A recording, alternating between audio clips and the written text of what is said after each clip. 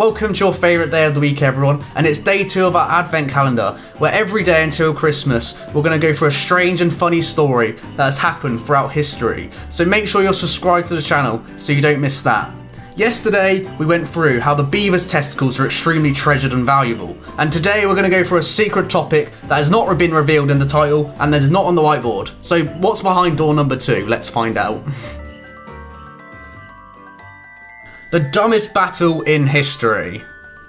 On the night of the 21st of September 1788, the Austrian army defeated a major enemy, itself, in a friendly fire incident, over a bottle of schnapps. Let me explain.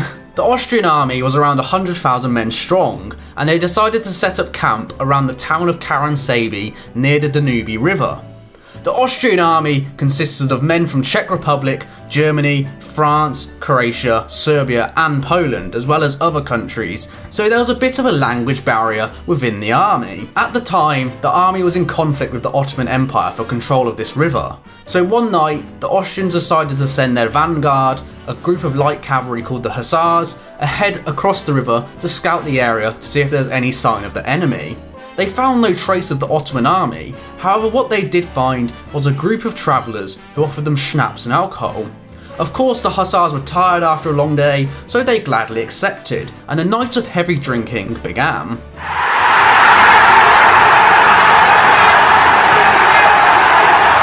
Soon after, the infantry of the army began to cross the river, and they saw a party going on in the background, and they thought, I don't want to miss out on that bit of fun, and they asked if they could join in. The hussars refused to give any of the infantry their alcohol, and they set up makeshift fortifications around themselves in order to protect the valuable alcohol, because you can't be sharing that around now, can ya? A heated argument then broke out between the two, where it said one man then fired a shot, and an immediate shoot-off began between the hussars and infantry. As the two groups fought, some men back in the camp thought they were under attack, leading to shouts of "Turks! Turks!" and the brawlers thought that the Ottoman attack was imminent. The infantry and hussars fled back to the camp for safety, but the men in the camp, still sober, saw massive units approaching across the river and began to open fire on them. In turn, the soldiers now crossing the river believed their camp to be overrun by these Turks and began to fire back, causing a mass of friendly fire. The situation was made worse when the officers shouted "Halt, halt" in an attempt to restore order.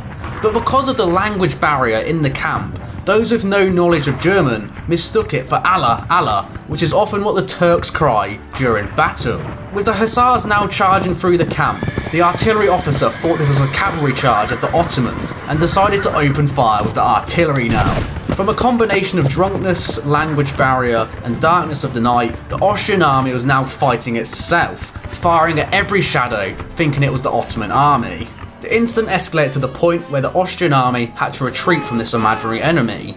The sources put the losses at around 150 dead, 1,200 wounded, 3 cannons missing, and 1 chest containing the army's pay. Of course, only 2 days later, the Ottoman army did actually arrive to see the disarray that the Austrian army was in, and took the town of Caransebes without any resistance. Apparently the event was not recorded in the history books till around 40 years later, with some people doubting whether it actually happened, and if an army could fire on itself for so long without realising it was its own troops. But others cite that this event was such an embarrassment, which is why it was left out. So I hope you've all enjoyed day 2 of our advent calendar. Join us tomorrow where we find out a bit more about Julius Caesar's love life. Make sure you subscribe so you don't miss that, and thank you all for watching everyone. I'll see you all later. Peace.